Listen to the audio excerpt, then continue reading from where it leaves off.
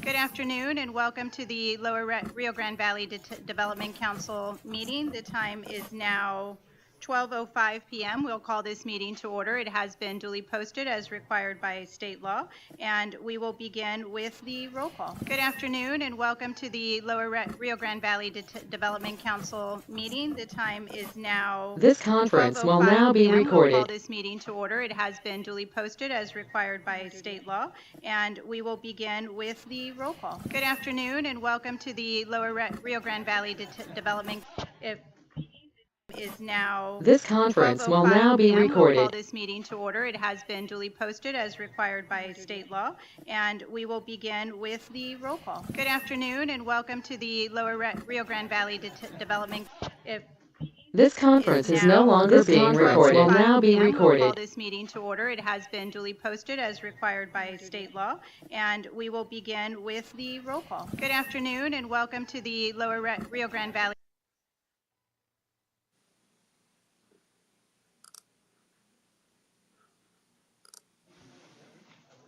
You good? Well, welcome everyone. We will begin with the roll call.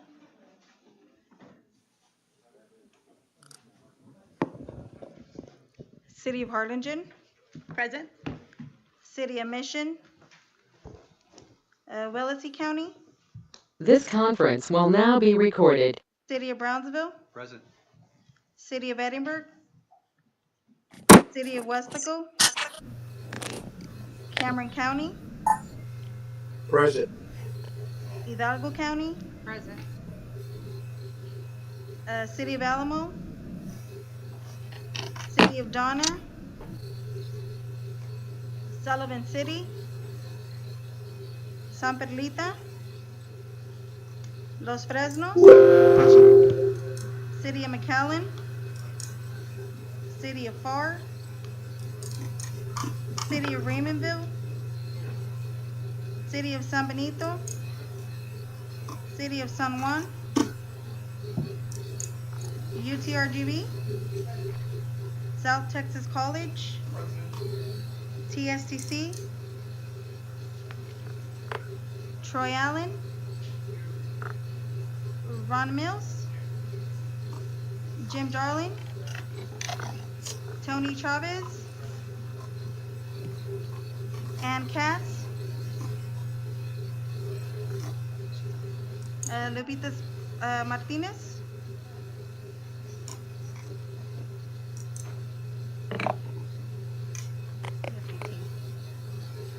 All right, wonderful. We do have quorum. At this time, we'll ask everyone to please rise as Manny leads us in our invocation.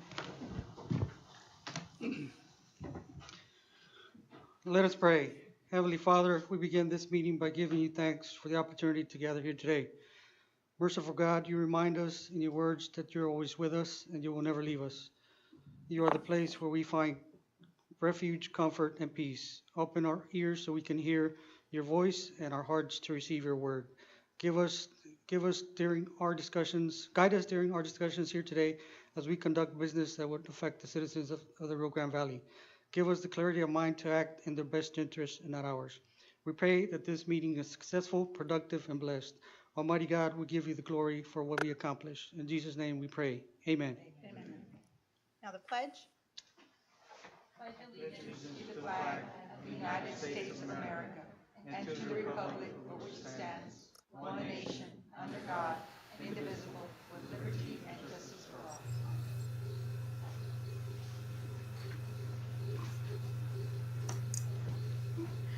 Item number 2, consideration and action to approve the meeting minutes for September 25, 2024. Are there any amendments to the minutes? If not, is there a motion to approve? Second. All those in favor say aye. Aye. Opposed? Motion carries. Item 3, we have public comment. Is there anyone signed up? Okay, this time we'll close public comment and move on to item 4, administration. Manny? Under item 4, administration, we have two presentations. The first presentation is a presentation from Texas Census Institute. We have Ms. Angela Royals from the Texas Census Institute, Executive Director, that's online. Ms. Angela, can you hear us? Can you hear me? Yes, ma'am. And you may begin. Okay, great. Thank you so much for having me, everyone. I'm Angela Broyles. I'm the Executive Director of the Texas Census Institute. We are a nonprofit that was formed in the fall of 2021 to support census participation in the state of Texas. Is there a presentation, or is it on file? I believe Liza turned it in. Oh, you can see it on your screen, but I can't see it on mine. Okay, cool. Let me pull up my presentation. Okay, you ready for me to go? Ready? Yes, ma'am. Proceed. Great. Okay, great. So next slide, please. So we are like I said, the Texas Census Institute. We're a nonprofit organization. We're looking to overcome operational and motivational barriers to census participation in the state of Texas. Next slide, please. I'll cruise through some of the stuff at the beginning just because I don't have a whole lot of time. But I wanted to tell you just about our organization for this team because we're doing a lot of work right now in the Rio Grande Valley. But we are, for a lot of you probably know this, but the census impacts money, representation, planning and research, and advocacy. The data is used every day for all the data uses that we, in order to serve our communities. Next slide, please. But the 2020 census undercount that was conducted in 2020 by the Census Bureau, when they came back, they did something called a post-enumeration survey. It's basically where they check their work, and they estimate that they undercounted the state of Texas by 500,000 people.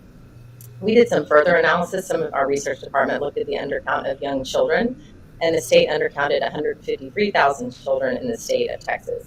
We also did some research with some academic partners to look at what that meant from an economic perspective, and we're estimating that the loss of federal dollars over the next 10 years is $25 billion for the state just from undercounting those 500,000 people.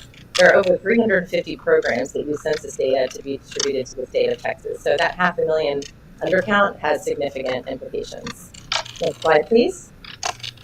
Some of the further analysis that we've done is to look at the economic impact for specific demographics and then by specific regions. So we've looked at the undercount. The post-enumeration survey gave the undercount for the state. We've worked with the Texas Demographic Center to understand the undercount by county. And then we've looked at those programs at a county and a region level. So because of the undercount just in the 4 RGV counties, the undercount of young children specifically, the region is losing approximately $160 million over the next 10 years. And those are in programs such as child care development block grants, nutrition programs, education, healthcare. So these are what you're looking at here are some of the losses that the region is potentially seeing because of the census undercount. So next slide, please.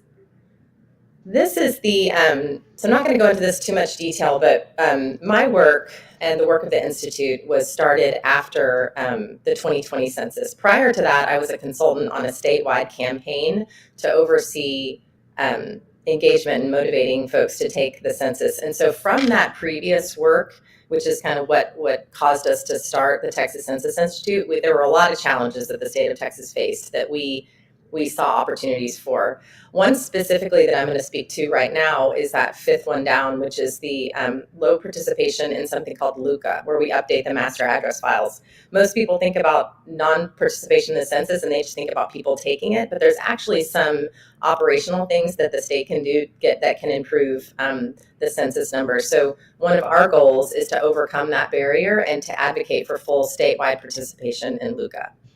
So the LUCA, what is LUCA? Some of you may know about this. Hidalgo County and the RGV actually had great participation in this specific program, but it's a voluntary once-a-decade opportunity for tribal, state, and local governments to review and update their address list with the Census Bureau. They can correct, add, and delete addresses, but it's voluntary. We don't have to do it. So these are, if you go, oh, sorry, I skipped ahead on my own presentation. Let me see where you guys are. Can you go down? Okay, next slide, please. Okay, great. So this is who participated in LUCA across the nation. Blue is the counties that participated. Yellow are is when the state participated for the counties. And then if you go next slide, please, this is a look at Texas. In gray, that means that these are the areas that didn't have participation in LUCA. So these are a lot of rural parts of the state and a lot of urban too that are metropolitan areas that didn't participate in LUCA. And then if you go next slide, please, that will take you down to the RGV. So you can see that outside of Willacy, all the RGV counties participated in LUCA, which is seen as, and actually the region is seen as an exemplar in in the eyes of the Census Bureau and to the rest of the state. Okay, next slide, please. This is actually from the Hidalgo County, their results of their participation in LUCA. They were able to add 14,000 addresses to the file, correct 15,000, and then delete 5,000. So in all, there was a lot of corrections that were made to the Bureau's address list. Next slide, please. So why participate in LUCA? Well, we call it an operational barrier, and that means that if the Census Bureau doesn't have the address, they're never going to send a questionnaire out to that family. They're never going to even think to impute that someone lives in that household. So there's a very, very high probability that that house will never be counted, and those people will not be counted in the census. So we've also gone a little bit further than that and looked at what the potential return on investment could be from participating in LUCA and having accurate address file and then having those households enumerated. And we estimate it's about 113 per household. So Hidalgo County, because they participated in LUCA and added all those households, they potentially got an extra $1 billion over from 2020 to 2030 just because they participated in that one activity. Next slide, please.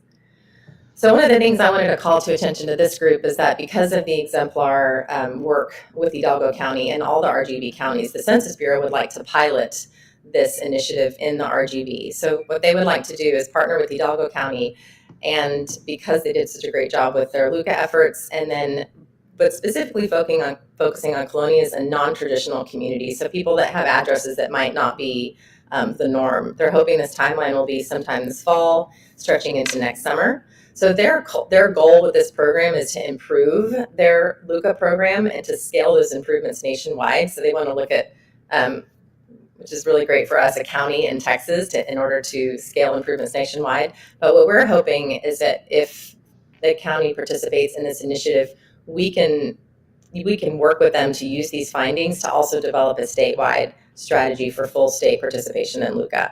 These would be the parties that would be involved in this initiative: the Hidalgo County Planning Department, the GIS department, the GIO department, and the Texas Demographic Center, and then hopefully some additional city and county involvement from the rest of the Rio Grande Valley to help kind of round out the efforts. Next slide, please. Let me make sure are you on the how you can help slide? Okay. So this is how folks from the planning department, other Lower Rio Grande Development Council can help out. We'd love for you guys to become a partner in our work and help promote the research of the Texas Census Institute. Help us work to get support from the Bureau and the county to participate in the LUCA pilot. And then anyone who wants to help work on this statewide working group to develop a statewide plan, we would love your support and feedback. All right, next slide, please. So that's it for me. Thank you so much for having me, and I look forward to connecting with some of you after. And thank you, Manny, for having me and inviting me to be here. And like I said before, it's never too early to start with the census. And so looking forward to hopefully partner with Hidalgo County and get this pilot project going. I'll reach out, Commissioner, with the judge, try to set something up, and we can go from there. Thank you. Thank you. The second presentation we have a presentation on the active transportation, active tourism plan. Heff and Associates is here to present. Just before they start, just wanted to remind everybody that this is a plan that Hidalgo County funded for the entire cities, 22 cities in Hidalgo County. We're not leaving Cameron County behind. They're ahead of the game initially. And so Hidalgo is just trying to connect the dots with this plan when it comes to transportation, multimodal transportation resources, identify hike and bike trails and things of that nature that in the past, current, and future. And not to mention that, use this plan, which will be coming up here in the near future for future funding if you decide to build or expand on the hike and bike trails or parks or whatever you're doing within your jurisdiction. And so. Thank you. Good afternoon, everyone. Ilda Capricioso with Half Associates. I'm sorry. Yes, Ms. Ann Cass had her hand raised. Ms. Ann, you're on mute.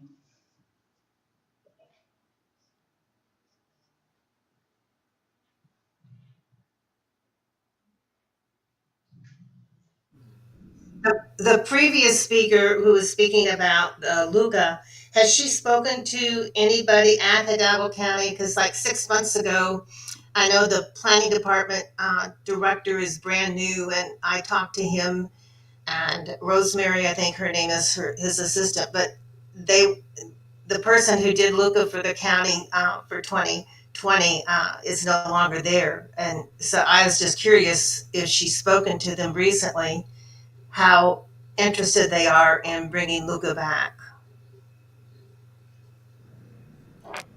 Do you want me to speak to that, Annie? Yes, please. Yes, ma'am. I didn't want to cut your time. So yes, we have been in contact with them. I think they're, and we've been advising, and I think they're interested, but wanting to get kind of more information and direction from leadership as to how they should continue with that. Okay, thank you. Great, thanks, Ann. Thank you. Ms. Capriccioso. Thank you. Lisa, will you be going through the slides for me? Yes, he will. Okay. Next slide. Again, Ilda Capricioso with Half Associates.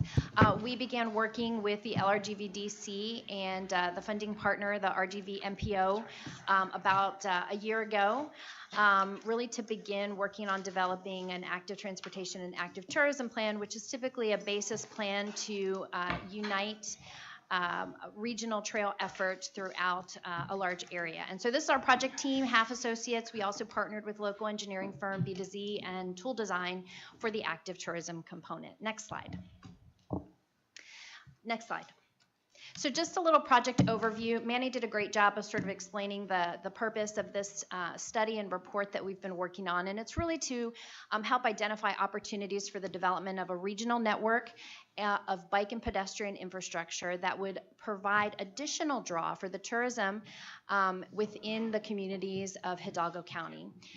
So that is the sort of main purpose and goal of this plan. Next slide. The project scope had about 6 phases, and right now we have pretty much completed all 6 of these phases. We are in essentially phase 5 and 6, which is integrating the transportation and the active tourism recommendations into an implementation agenda for Hidalgo County. Next slide. This is just the general project outcomes in more detail to that original purpose that we shared with you. Next slide. And then one of the elements that Manny mentioned is that, this united effort really helps to advocate for some of the regional priorities that will give this community and the region the ability to enhance access to state and federal funding, as well as embrace that collaboration that will really provide inclusive growth and prosperity to the region. And then finally, really to align resources to ensure that you're efficiently using and avoiding any duplication of efforts when it comes to these larger regional trail projects. Next slide. So this is the study area. It was primarily within Hidalgo County, 22 cities, as Manny mentioned, and just some general facts that you all probably already know. Over 100 different destinations, 100 different parks and open space areas, which also include 2 state parks, 1 U.S. Fish and Wildlife National Wildlife Refuge. You know your population, and you guys are growing, and as the previous presenter pointed out, there are probably some undercounts in that. And so this number may be larger than what is posted on the U.S. Census. You have an amazing 300 plus butterfly species here, which really draws many of those folks who love to come down to the Rio Grande Valley and see those butterflies and birds and all the natural resources that are here. And over close to 200 miles of on and off street trails or biking facilities. Next slide. So I want to cover the public engagement component. There are a number of slides in here that I'm not going to run through. I'm just going to touch on that first slide.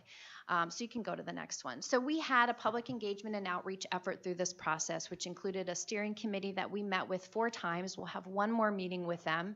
I believe Commissioner Torres was a part of that steering committee. We did host some listening sessions, both virtual and in person, to meet with different stakeholders, which included both active transportation stakeholders, drainage and irrigation, district stakeholders, active tourism, chambers of commerce, and others that had an interest in both active tourism and transportation. We also did an online community survey, which was both provided in English and in Spanish, and that duration lasted about 4 weeks. Next slide. These are just some of the sessions and interviews that were conducted. And I'll ask you to fast forward maybe 2 more slides. Keep going. You have this full packet with all of this information which details that. You can stop right there. Perfect. Okay, so some of the key themes that resulted as part of the outreach and engagement really are probably no surprise to you, but obviously people had concerns about safety, right? Safe crossings across roadways in order to either walk or use their bike. The lack of connectivity. There's some great trails within the region, within a lot of the communities. A lot of great work has been done, but there is some lack of connectivity east and west. Really emphasizing that they wanted to continue a collaborative approach. You all are working well together and should continue to build upon that. There was a desire to really see if there's a way to really integrate public health into the effort to provide more trail access, bike and pedestrian access as well, through transportation accessibility. Just a recognition of the financial constraints, both at the local level and at the larger regional level, at the county level. To continue that community engagement, make sure that people know that this is an effort that the region supports. And then the last few really just deal with making sure that there was providing access to low-income populations, consideration for sustainable development, and the maintenance and upgrades of the portions of the trail that are being constructed or proposed in the plan. Next slide. Okay, so the next 2 slides are going to cover essentially the sections of the plan, and I'll detail some of those that are related to the final recommendations. So the active plan includes 6 chapters, which really cover sort of in chapters 1 and 2, really this outreach, some of those guiding principles. In chapter 3 and 4, really looking at that active transportation network and framework, and then a specific chapter on active tourism. And then finally, in the final chapter, really delivery of the implementation or the short-term work program, which really provides guidance on administration, program funding, and that work program. Next slide. Next slide. So there are 6 guiding principles, and these are basically sort of the walls of the plan that really help to guide the strategies and recommendations in the implementation. Next slide. This is the active plan's vision. This vision was established essentially through the meetings with the steering committee, the public component that we had, an interaction with the steering committee. So it's to establish a signature county-wide trail network in Hidalgo County that connects communities and provides a safe and comfortable environment for walking, biking, and other forms of active transportation, linking users to key destinations across the county to foster a culture of active living and enhance transportation access through the Lower Rio Grande Valley. Next slide. This and the next couple slides really just detail some of the demographic data that we pulled to align with sort of where we saw a need for transportation choice and transportation access and connectivity. Next slide. We also were able to identify some general tourism impacts in Hidalgo County, recognizing that in addition to the active transportation, tourism is a big driver for what people do in their spare time here, how they enjoy and recreate, and when visitors come to visit here. And you can see this impact. This is also probably something you all are very familiar with as well. Next slide. So as a part of the active transportation network and framework, we evaluate the existing network system. So there are approximately 123 miles of on-street bike facilities, 73 off-street facilities, and over 1,700 miles of sidewalk. And so this is just a quick snapshot of some of the municipal trail systems that are within the existing network today. Next slide.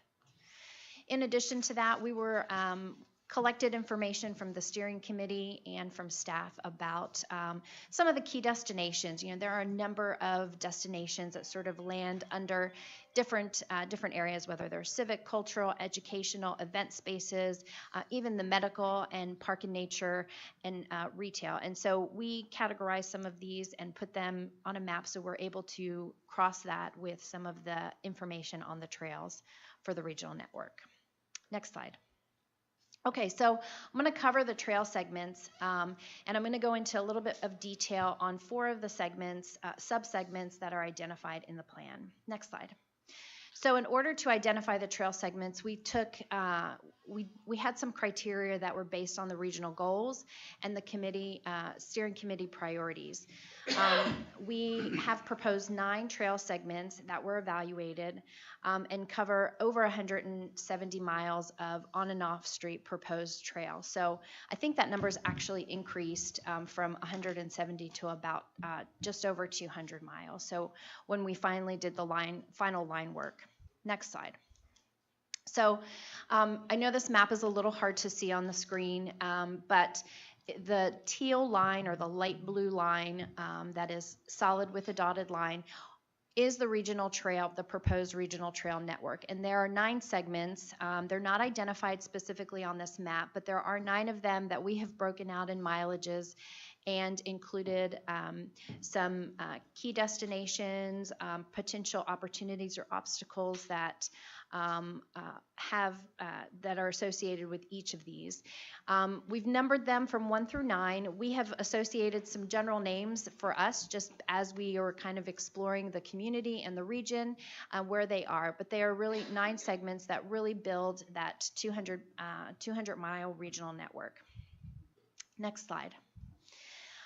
This was part of the assessment that we used, really identifying some of the population statistics, some of the low-income statistics as to where each of these trails or these trail segments would benefit. And so we took the effort to rank them in terms of, you know, how many people they would improve access to, what communities they would reach, what areas would have tourism components to that. Next slide. Okay, so in the next section, really focus on the active tourism approach and the recommendations that were provided for that. So as a part of this section of the project, one of the things that we did is we coordinated with our sub-consultant to review some of the destinations that were provided in the existing conditions. They were also reaching out to various chambers of commerce and others to be able to understand sort of the tourism community within Hidalgo County. Next slide. So they've identified a number of opportunities, some of which are already existing here within the county and some of your communities. The trail tourism, which is obviously something that is taking on nationwide and Texas-wide.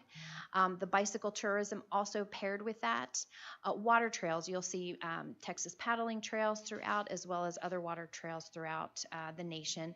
Wildlife and bird watching, already a very strong market here in Hidalgo County and the Rio Grande Valley, really building off of that as well. And of course, your cultural and educational trail components, really making sure that those cultural and heritage sites are identified along the trail. A couple other things I wanted to mention are the Los Mirasoles Wind Farm and the Hub Towns approach. And Los Mirasoles Wind Farm is an idea that would provide a new sort of tourism opportunity to the region. So other communities, we have seen that they have a number of these wind farms where they offer a short mile segment or 2-mile segment where people can almost trail tour through there to be sort of next to these large wind farms and understand sort of what's happening. And it's called an energy tourism attraction. And so it's gaining some traction on the west coast of the United States, and with so many wind farms here and the one that you have here in Hidalgo County, there may be a future opportunity for that. Hub towns are also another concept that were explored in the active tourism component, which is really to focus on what are the communities that we can really build off that have a number of attractions that people can sort of begin or end their particular trail destination, whether that's walking or biking. Next slide. Okay, so I want to cover the implementation and short-term work program very quickly. So part of the effort really was to develop an active transportation network. And really this was to make sure that the plan that we provided was consistent with the local and state and MPO plans and policies, that aligns with those active tourism recommendations, as well as the stakeholder and community feedback, and complements any components that would support economic health and transportation principles such as safety and access. Next slide. So these are the key goals for the active transportation and active tourism, which includes building a regional trail network, increasing branding and awareness, supporting comfort and usability, aligning healthy and active lifestyles, ensuring connectivity or connections and transportation choice, promoting natural and cultural links, and supporting that local economic vitality. Next slide. So where do we begin? So we had those 9 trail segments that we provided. And as a result of those 9, we identified 4 segments that we think, or we are recommending as initial segments to begin developing either future plans for or future studies for. And the first one is numbered trail segment number 7. And this one really connects the existing trail network that's being constructed through the precinct trails down to the state park. Really building off of that cultural link, building off of the existing infrastructure, and making sure that that connection is there. Next slide. The next one is kind of focused on central Hidalgo County, which is really trying to better connect Mission and McAllen through east and west gap projects. And currently there are a lot of really fantastic north and south trail projects, both in Mission and in McAllen, but there are very few, or there are some gaps between that east and west. And so really making sure that people have safe transport, people know that they can get east and west across their communities there. So really prioritizing that segment to fill in those gaps so that there is seamless transport on that trail. Next slide. This is numbered trail segment number 9, which is really also building off of some existing trail and bike lane work in the Edinburgh area, and really building that east and west connection so that it can continue east onto some future proposed trail segments. A lot of great work happening in Edinburgh. The university is obviously there, so really making sure that whether you're a visitor or student or a professor, you have the option to utilize bike transportation or walking transportation east and west safely throughout that community. Next slide. And then finally, wanted to make sure that we focused on an area that would connect to the Cata Cata Trail. Your neighbors, the neighboring county of Hidalgo, Cameron County, worked on an active transportation and tourism plan several years ago and have really evolved that into the Cata Cata Trails. And so this particular segment would really focus on some existing trail work that has been done in the Elsa area, some off-street trail, and really making sure that that can connect into some existing bike lanes in some of those communities out there. Next slide.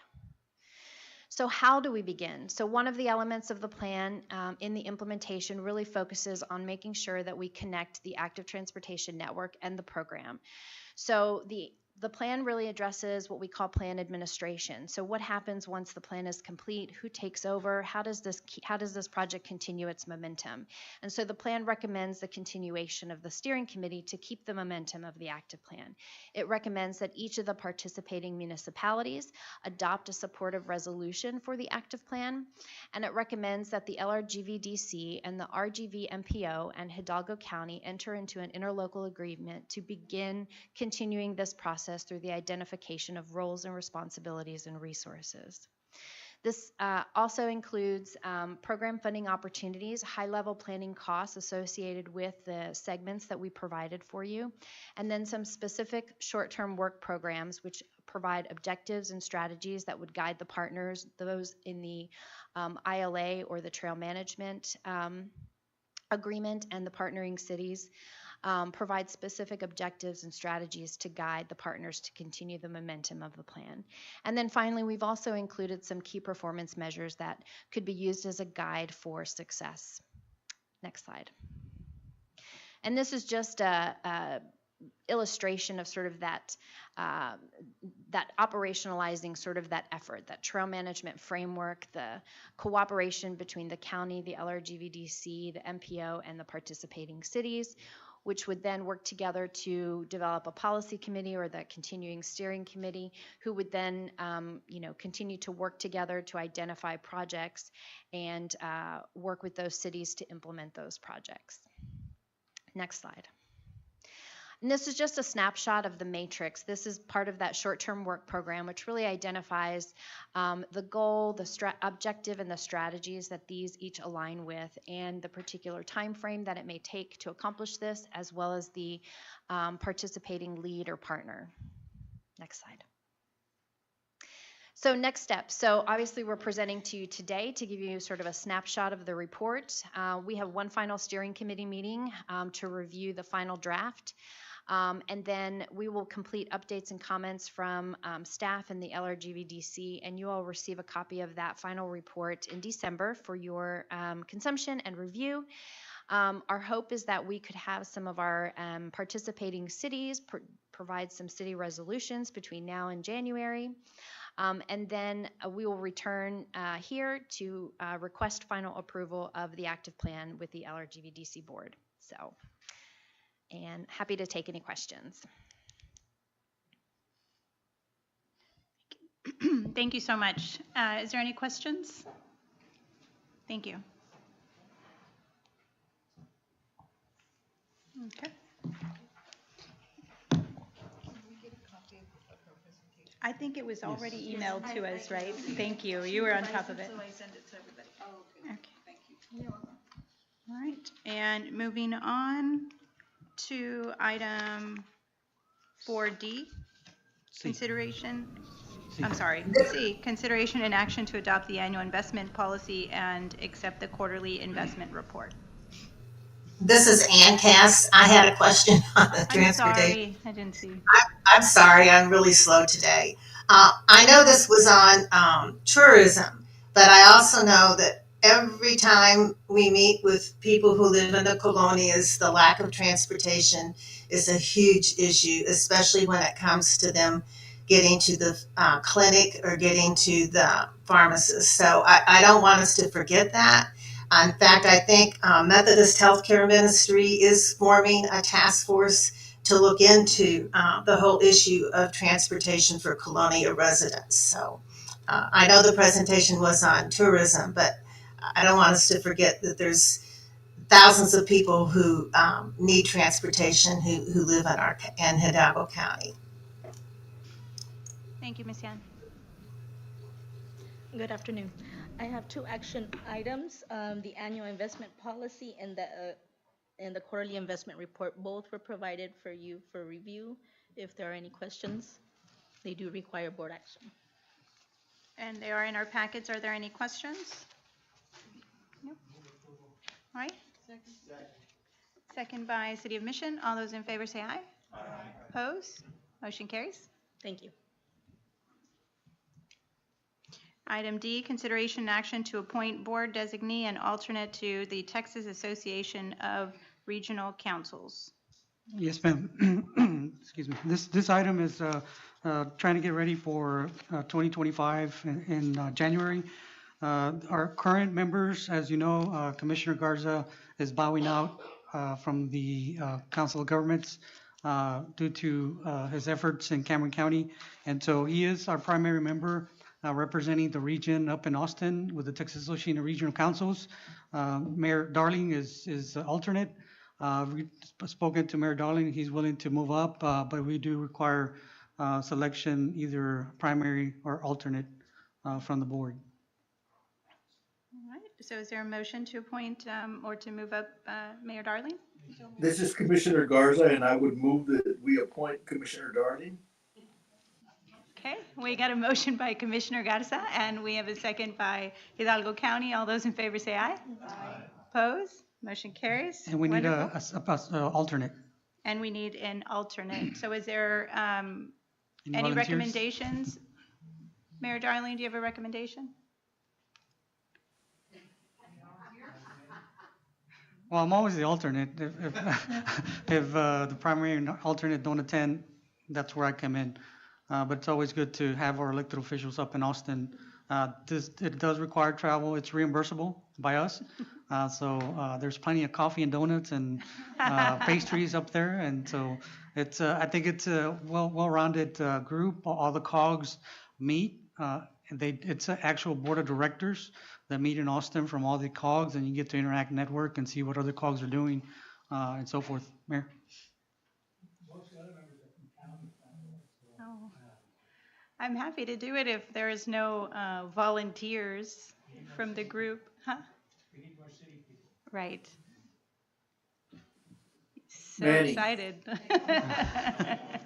Manny, the only comment I would make is that sometimes those meetings are not in Austin. They're in places like Sherman or Palestine or, sometimes it's not always an Austin trip, which is always easy to fly back and forth.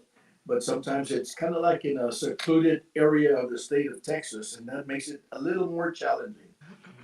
And the only reason was that I'd volunteer is because I know Mayor Darling will always show up. I think that you are consistent, and we're so proud that you represent us. And so if there is no others, I'm happy to volunteer unless there's.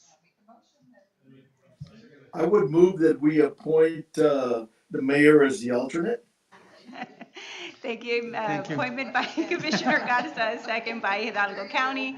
All those in favor say aye. Aye. Opposed, Aye. motion carried. And just to be clear, the random meetings that happen at random places is just so that different, obviously, communities showcase what they have, and that's the reason. So we're looking forward to hopefully one day bring it down here. That way everybody can travel to South Texas. Wonderful. And so second alternate and third alternate, is that necessary? No, just the primary and Okay. alternate. I'm the Manny. backup. Okay. And then moving on to executive director's report, I'll be quick. As you noticed, the big orange bus in the front parking lot. So remember, it's early voting. Election is the 5th. And so thanks to Mayor Sepulveda's recommendations, initiatives, we're providing free rides to the community as long as they show the proof of voting, whether it's just registration card, driver's license, any form of valid ID. And so we had the opportunity to capture a small video this morning. The mayor was great. She'll probably get an award.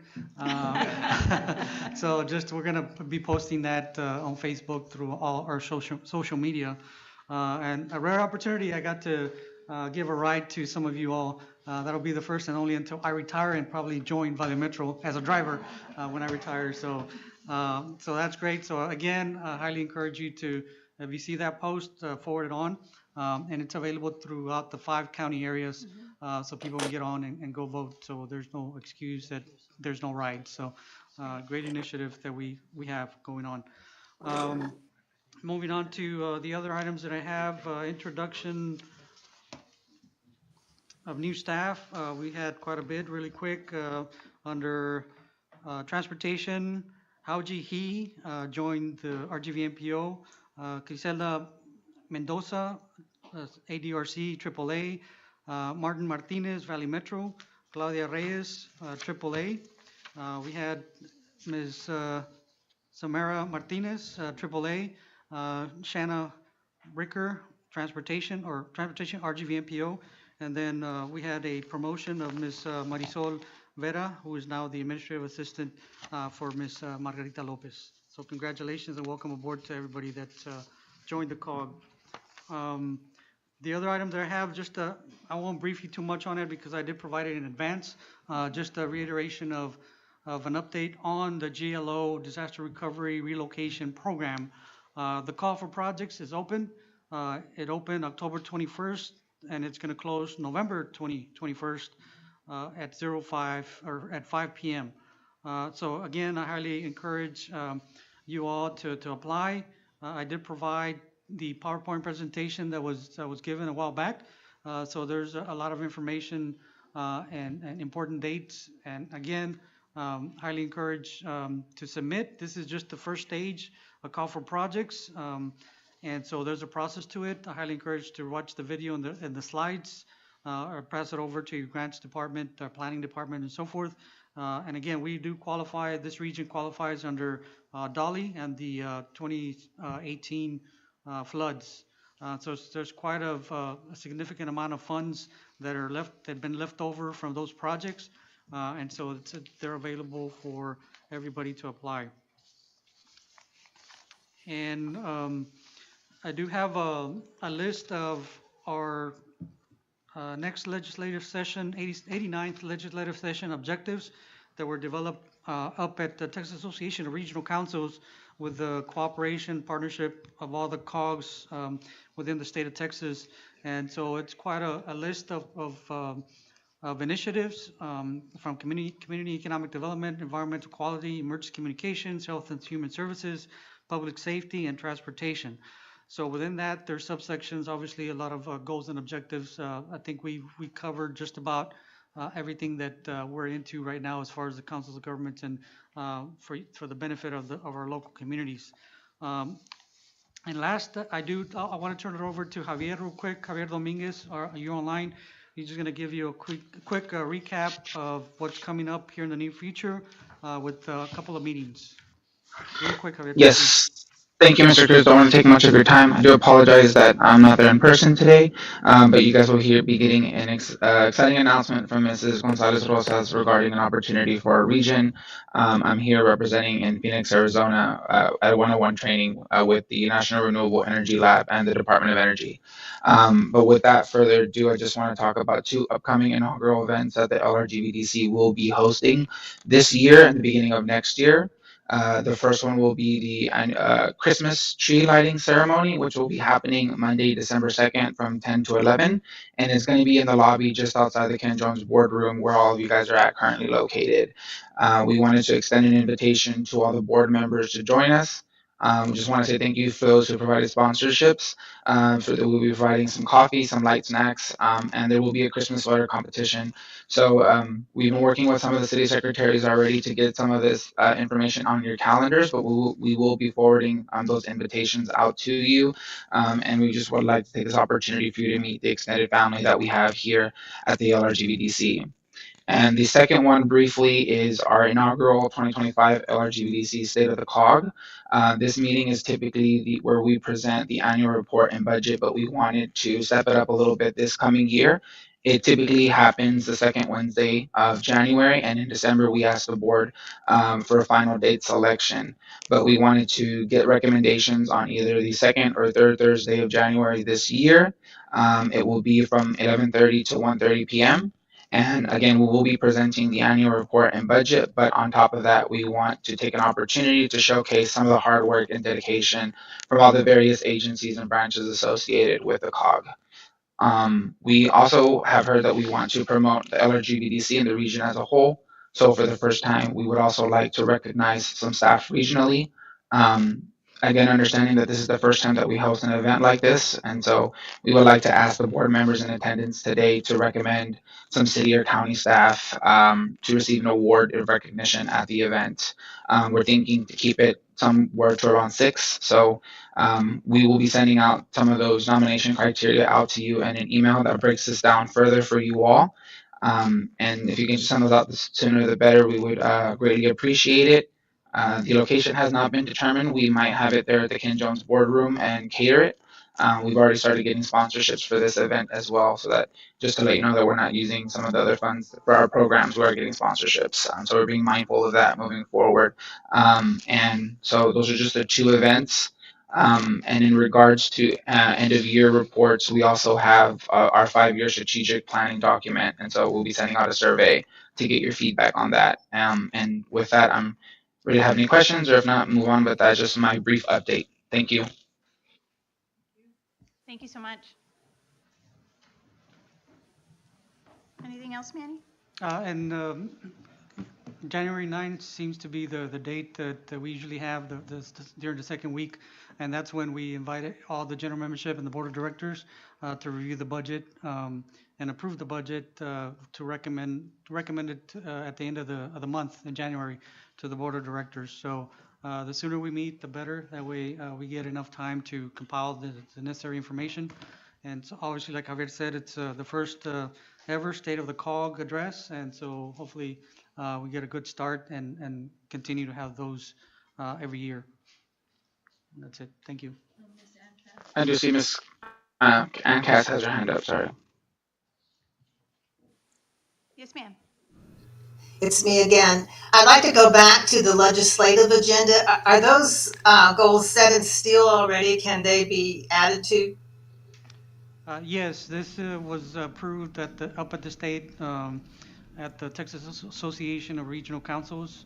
Obviously, we can recommend, a few things, but this is just what was compiled from all the COGs throughout the state of Texas.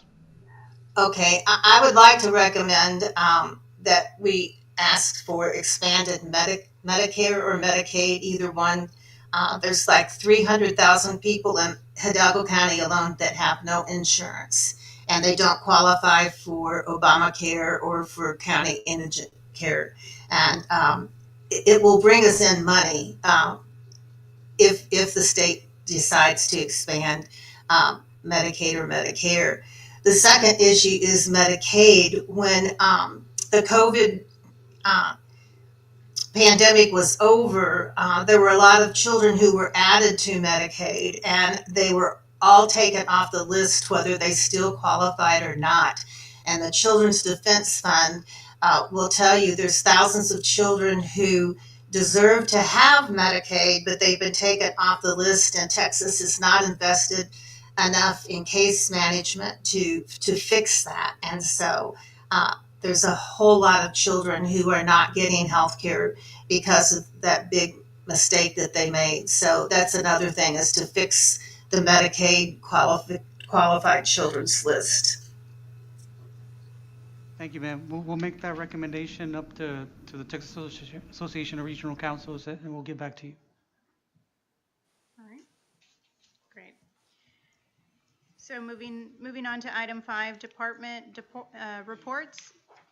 5A, Community and Economic Development. Ms. Gonzalez? Good afternoon, everybody, Mayor and Commissioners and elected officials, everybody who's here, anybody who's online. First and foremost, I have one action item, and my action item is just to approve the members for our EDAC, 4 current seats. We've got COSTEP for member at large, Cameron County Workforce, and then, of course, Hidalgo County Workforce. I'm asking for approval on those, and then after this, we'll only have 4 vacancies. So. All right, we have a motion. Is there a second? Second. All those in favor say aye. Aye. Opposed? Motion carries. Thank you, and I just have a couple of announcements. First and foremost, our Region M meeting is scheduled next week on November 6th at 9:30 a.m. It's virtual, and if you need information, it is on our website. The second thing is I want to announce, or not announce, but thank the IBWC for conducting a floodway tour for some of our staff. We actually got to see Retamal Dam and Amistad Dam, and if you've never been out there, it's an amazing, amazing opportunity. You can see our pictures right there. I was really excited because Amistad Dam, right in the middle, is the break between Texas and Mexico, so it's very, very interesting. So I really want to thank the IBCW staff, Frank and Juan, for doing that for us. And then finally, Javi alluded to what the announcement I was going to make. Oh, hold on, let me read. Okay, so for the last 7 months, Javier and I have been working diligently on an application for our Clean Cities Coalition here in South Texas. We've been working with Sam from DOE since the onset of that, and we're very excited because we submitted our application and they have chosen, it says, I want to share the good news that DOE is officially recognizing the South Texas Clean Cities and Communities Coalition, STC4 for short, as an apprentice coalition in the Clean Cities and Communities partnerships. We have our kickoff meeting on Monday. The coolest thing about this apprenticeship is that they do give us funding for full-time staff to make our coalition come to fruition. So I will have more details on Monday, but thank you. Javi is actually at the meeting in Phoenix for Clean Cities Coalition. I couldn't go this time, but he's actually meeting everybody, but we do our kickoff meeting on Monday, so I will update as we go. But I'm very excited because we are the fifth coalition, no, the fourth coalition in the state of Texas. There's already currently 3 in Texas, and when we approached them about starting a coalition, they said to us, sure, but you got to include the coastal Bend counties and all the way to Laredo and all the way down. So they kind of said, anything under San Antonio, if you can bring them together to create a coalition, you're good. And we did that. So we currently have 9 members that span from Corpus to Laredo down to here to get us started. And we will be adding coalition members as well. So I just wanted to share that really exciting news with us. So I have another program under my department. Awesome. That's fantastic. Yes. Congratulations on all your hard work. Exciting Thank you. news. Yeah, and it is really exciting because it's air quality, where we're all working towards good air quality down here in our region. So. Absolutely. And that's it. Any questions? Oh, and my monthly report is in the packet. If you have any questions, I'm here. I think Mayor has a question. What about Region M? We're getting ready to close the 5-year plan. So if you don't have a water strategy, and it could be purchasing additional water, you need to get it in the plan because otherwise you won't be eligible for Texas Water Development Board funding. And so, and then if you wait till after the plan's amended, it takes months and it's expensive to amend the plan. So you just go back to your cities and review and put everything in there. It doesn't take anything to put it in there. Absolutely. It's going to cause you problems down the road. Yeah. Thank you. Thank you. Melissa, this is Commissioner. Is there a question? Yes, Commissioner David. I just have one comment, Absolutely. The picture on Amistad Dam, that is not the border between Texas and Mexico. It's the border between U.S. and Mexico. Oh, sorry. Even though they claim all the borders, That's true. Sorry. U.S. and Mexico, Commissioner. It is the U.S. flag that's there. So Yes. it's really, I mean, I tell Manny it was been on my bucket list as a little girl. And so I actually did my local bucket list when we went to visit Amistad Dam. So if you haven't done it, please do. It's very educational. Thank you. Thank you. Moving on to item B, Health and Human Services, Ms. Lopez. Good afternoon. I did hear some alarms, so I'll move quickly. I do not have any action items for your consideration this month. However, I do have some important information. I would like to review once again that it is that time of the year for Medicare open enrollment season. It kicked off on October 15, and we only have until December 7th to make any changes. Our benefit counselors are ready. They have slots available to help our older adults. This is important this year, and this is why. There are going to be a lot of changes within the network of doctors. Why is this important? For those that are on their Advantage plan, usually there is no copay, only if the doctor is within the network. Now, if the doctors that these individuals currently have are some of those that are going to be changed, then your older individual adults may be facing the possibility of having copays.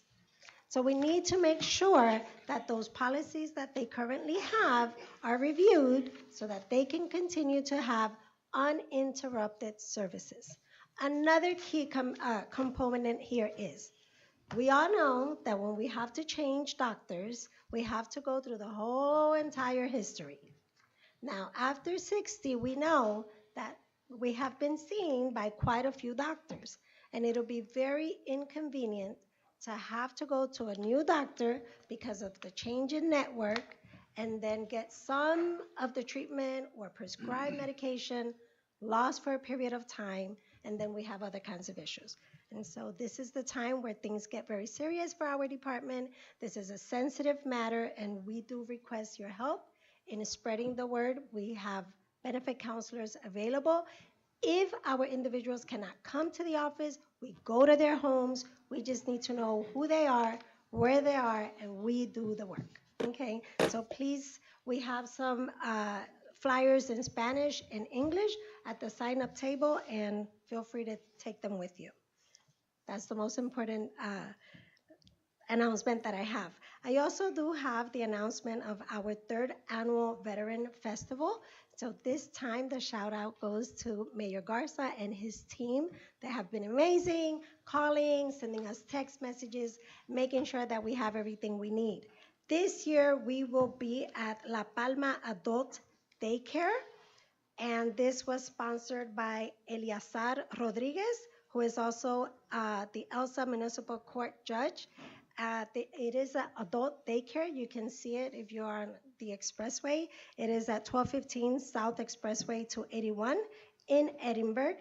And we look forward to get as many of the 3,113 veterans that are registered to be living in Edinburgh. However, from Hidalgo County, there are 18,000 and counting veterans, so we hope to get as many as possible from Cameron County, Willacy County, everybody, come on out. Some of the things that we're gonna have on November 20th from 4 p.m. to 8 p.m. are barbecue pit raffles.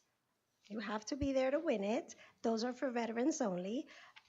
Some health screenings, and along those health screenings, I want to point out that we are going to have the iBox.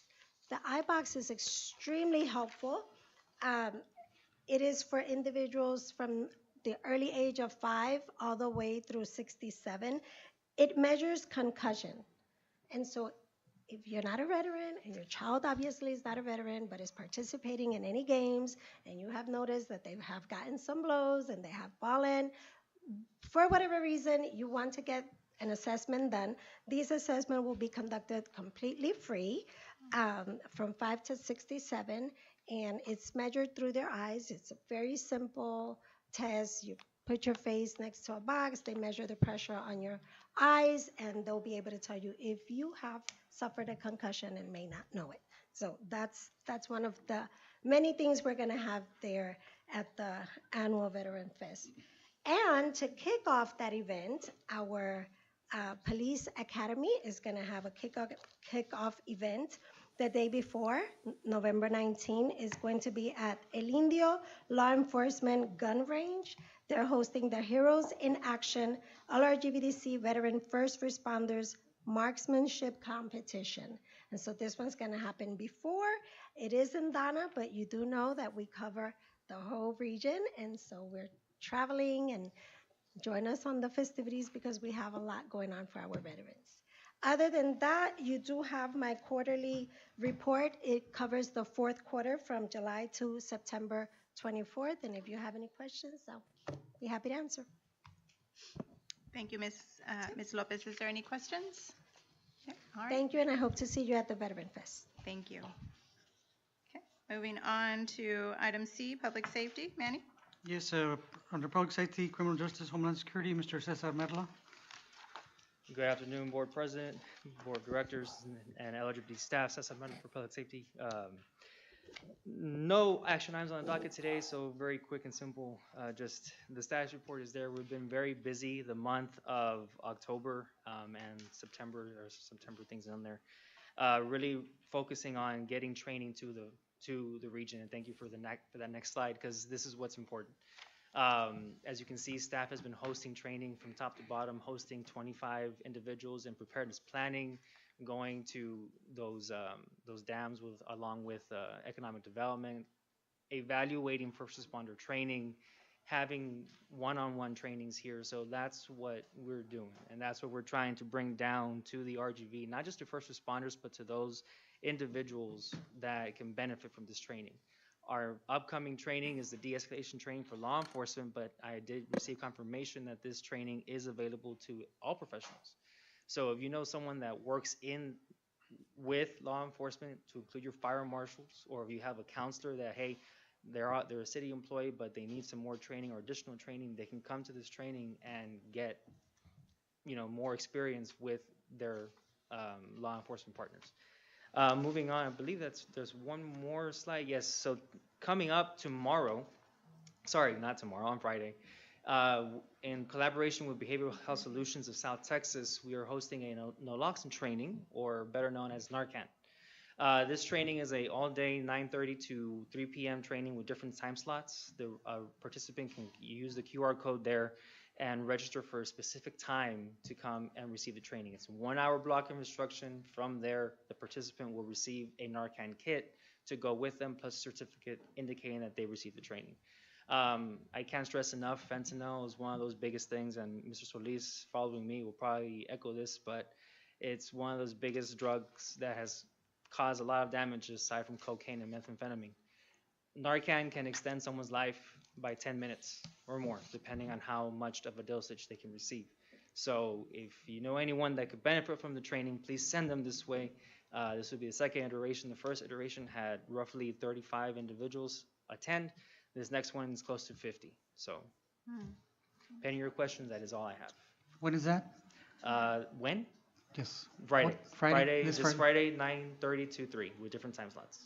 And where is it at? I think it's really small. I can't see it. It is a little small, but it is going to be here at the Ken Jones Executive Boardroom. Wonderful. I know we did this in Harlingen on our Save the Life training, and it's really important. Yeah. And there were quite a few people that came out, especially it was around the time when it was all over the news. But we don't need to wait for something to happen to Correct. be, proactive on these measures. Agreed. Any your questions? Thank you. Any Thank you very much. questions? Wonderful. Thank you all. Next item is Mr. Javier Solis. Unfortunately, he's not present, but he is online. Unfortunately, he couldn't get away. He's at the TICO conference, which is mandatory, and so he's presenting via virtual. Mr. Solis? Yes, good afternoon, Mr. Cruz. Good afternoon, Madam Mayor, and good afternoon, esteemed Executive Board. I have 2 action items. I'll try to go as quickly as I can. I know that everybody's busy.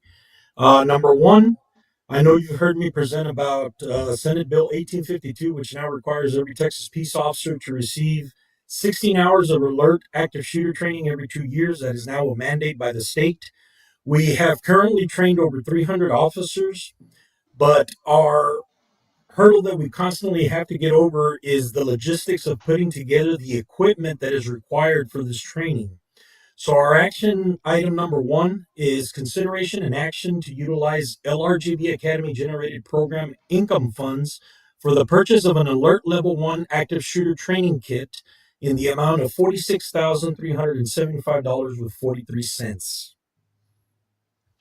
And this is an action item. Is there a motion? Second. Second by Willacy County. All those in favor say aye. Opposed? Motion carries. Thank you very much. Action item number 2, we're asking for consideration and action to approve amendments to the interlocal agreement for cooperative extension services and LRGV Academy site between the Lower Rio Grande Valley Development Council and the City of Mission, Texas. The Mission Police Department has found a need to increase their numbers for a growing department. They're looking for different ways to recruit. What changed in the interlocal agreement was the number of tuition-free slots that we give the Mission Police Department for them being a hosting site. Their slots have been increased to a total of 5 tuition-free slots and 5 slots at half tuition price. They have also extended the number of slots for the overall academy from 24 to 30 students maximum. So we ask for your approval in making those amendments to the interlocal agreement. We have a motion. Is there a second? All those in favor say aye.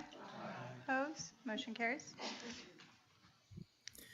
Thank you all very much. As far as my reports go, the one big highlight is that on October 11th, 2024, our 224th Basic Peace Officer Academy from Weslaco had their graduation. We graduated a total of 15 cadets, and I'm very happy to say that back to back, we have had 2 successful academies where we now have a 100% passing ratio for those academies. So every one of those cadets that graduated on these last 2 academies, they graduated with their state licensing exam at 100%. Every one of those cadets are now in police departments. The biggest recipient of our cadets was the Mercedes Police Department. From this last academy, they were able to hire 6 of our cadets. Some other agencies that benefited on this last academy were the Sullivan City Police Department and the Cameron County Fire Marshals. So I'm very happy to say that we're providing officers to the region.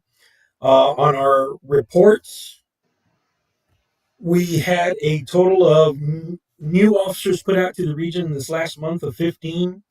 The number of courses taught was 15. Well, we trained over 300 officers. I have provided the year up to date in the report. Right now, we're sitting very healthy when it comes down to training for the LRGV Academy. So I thank everyone that is a partner and helps us establish this for the region.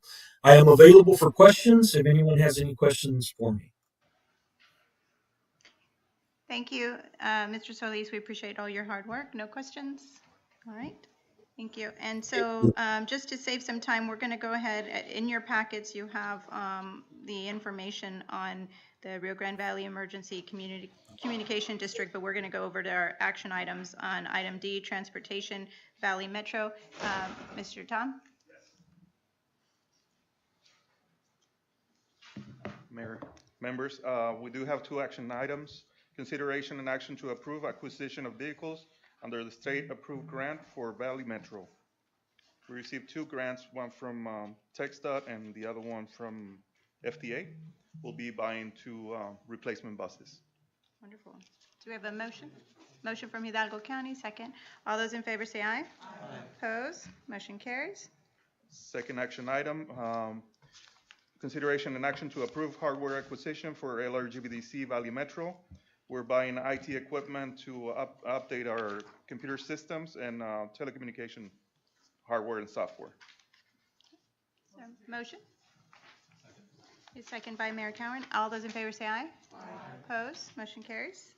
Our report are included in our package if there's any questions. All right. Do we have any questions? Thank you. Thank you. And do we have from the MPO?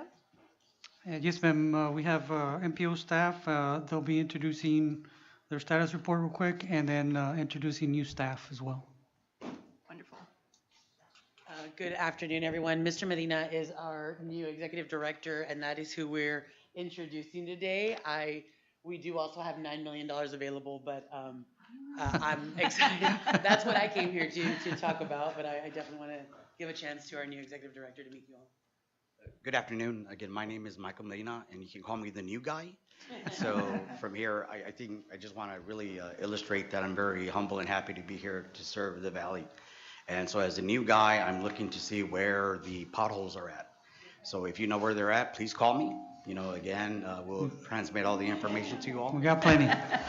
So again, thank you again for your opportunity. Everybody needs yourself. Yeah, exactly. I know. And your entire family. Everybody, yes, absolutely. And so just really quick, I do have 20 plus years. No, what is it? Okay, We'll yeah. pass it out. I just wanted to say that I have 20 plus years in transportation planning and policy development, and a lot of time working with our Mexican counterparts to include, others beyond the Mexican border. And so one of the things here that certainly we want to ensure as we move through our process is to foster that partnership. There was a presentation that was excellently done, and one of the terms that you're going to be hearing me talk about is something called regional significance. And so we want to make sure that whatever plans are being done throughout the entire valley, that they be recognized by the MPO, so that we make sure that those plans come to fruition. So again, if you need anything, I'll make sure that we blast my phone number, and I'm a very light sleeper, so please call me. Do you have a phone number yet? I do, Do you mind and I don't sharing it? know it because I haven't called myself, but Luis, do we have it? Thanks. Yes, of course. 956 for sure. Yes. Yeah, definitely 956. We'll come back to you with the number. I want to be really quick. My number is available up there as well. But my name is Eva Garcia. I'm a Planner 3 with the MPO. And if you're not aware of federal funding and how it works, we get apportionments, allocations. The MPO helps to program funding that's allocated to the region, and then the local governments receive that funding. They must obligate it and then reimburse it. And so there's a program. One of the funding programs that we have is the Transportation Alternatives, known as TA. We also call it TASA, the Transportation Alternatives Set Aside. So we are one of the few MPOs that have our own allocation for this pot of funding. Other areas, you're still eligible to apply to a statewide call for projects. They're going to have about $20 million more. available for programming, but we do separate calls for project, and all these projects that are proposed must be related to bicycle and pedestrian or micromobility modes, principally for transportation rather than recreation, a direct relationship to the surface transportation system, a benefit to the general public, and publicly accessible. And so some examples of this is the shared use paths and side paths, separated bicycle lanes, and other types of bike lanes on our roads. If you go to our website, rgvmpo.org, and you go under funding opportunities, you'll see TASA, and we're about to open a $9 million call for projects. That is the federal amount that we have available to program. And we have a program guide, we have a scoring criteria, and we have the application itself. Those are the 3 documents you're going to see on our website. But we have a long call for projects. Basically, we're going to open November 1st, and if your community needs technical assistance, they can reach out to us to provide that technical assistance, whether it's in mapping or guidance for the application. But our application deadline itself is January 31st, I believe, and I wanted to share the scoring criteria, but I know we're short on time, so I'm going to go ahead and skip it. But some key factors are project readiness, resiliency, safety, equity, and connectivity. There are some questions in our application related to whether or not your project is in a plan. So the Hidalgo County Active Plan, if you're from Hidalgo County, will be helpful. If you're within Cameron County, we have the Caracara Trails. And if you're in Willacy or Starr County, give me a call and I can help you find where maybe we have some state plans that have your projects in those books. But overall, if you do receive this funding, if your project is selected for an award, there are some development milestones that the RGV MPO helps monitor, and that includes ensuring that our state DOT is moving efficiently for advanced funding agreements. And so you have about 1 year from the time of award to work with the state for those agreements. And then we kind of monitor your project development, and we jokingly give A+ if you're able to obligate your project and funds early, and then kind of, if you do not obligate your project's award, assuming you're selected, then those funds do lapse, and that impacts the region. So that's one of the reasons why we monitor. Your obligation is through a federal project authorization agreement. And once you have that authorization to proceed, then you can start billing the state and the feds for that reimbursement. So it's a reimbursement program. If you want to learn more, we have 2 workshops. They're going to have the same content. So November 1st, we'll have one at 1:30 p.m. and November 13th, we'll have one at 1:30 p.m. We do post these workshops online. So even if you're unable to attend the 1st or the 13th, they're still on our website for you to access. But I think attending the workshop helps you ask questions, helps us know where we need to be more clear and provide more guidance. But overall, again, this is the big timeline of activities. We'll open again this Friday, 2 virtual workshops that will be recorded and posted. The response to any questions will be posted by November 27th. And then deadline to request technical assistance is December 23rd, with the deadline to submit that application January 31st. So you have about 3 months to develop a project application for us to review. Then we'll have a month in February for staff at the MPO and the state to review those applications prior to sending them to the actual evaluators, which is made up of bicycle and pedestrian advocates and other representatives from your communities.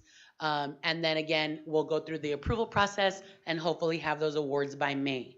But we understand these projects take a while to develop, but we're here to help you through that entire step of the way.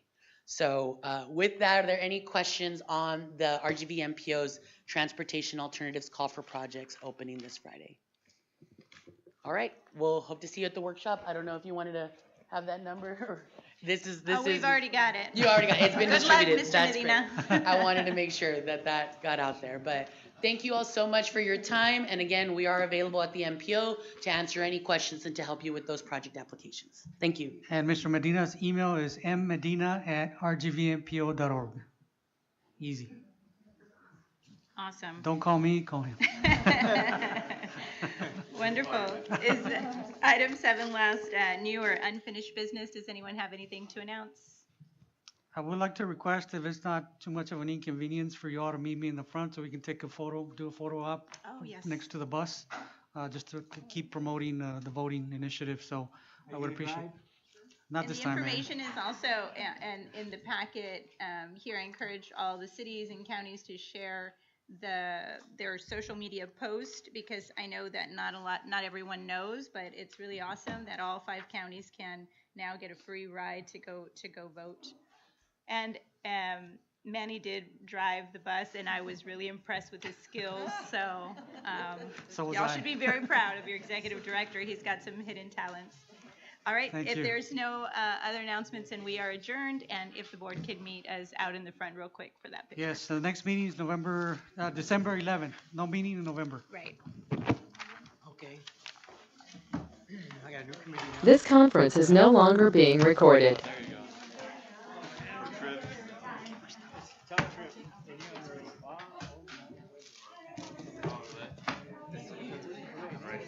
I know. I'm gonna make sure that the record will reflect that they came right. Okay, I was gonna say it, but I didn't want to call them out.